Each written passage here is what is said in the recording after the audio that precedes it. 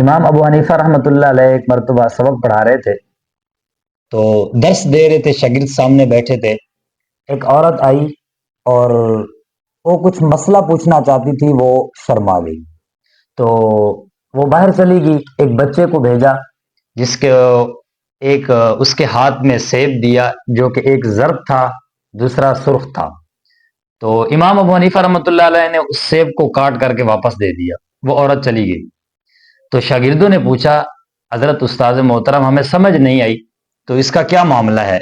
تو امام ابو حنیفہ رحمۃ اللہ علیہ فرماتے ہیں کہ وہ عورت جو تھی وہ مسئلہ پوچھنے آئی تھی۔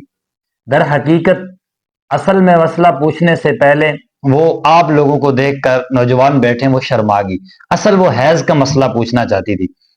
یعنی امام ابو حنیفہ رحمۃ اللہ علیہ کو اتنا سمجھ آ گئی، وہ سیب لیا اور کاٹ کر کے دے دیا۔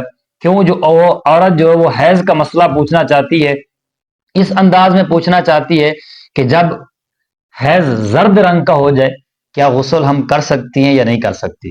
امام ابو حنیفہ رحمۃ اللہ فرماتے ہیں میں نے کاٹ کر کے وہ سیب دے دیا کہ جب تک کہ اتنی سفیدی نہ آئے اس وقت تک وہ غسل نہیں کر سکتی۔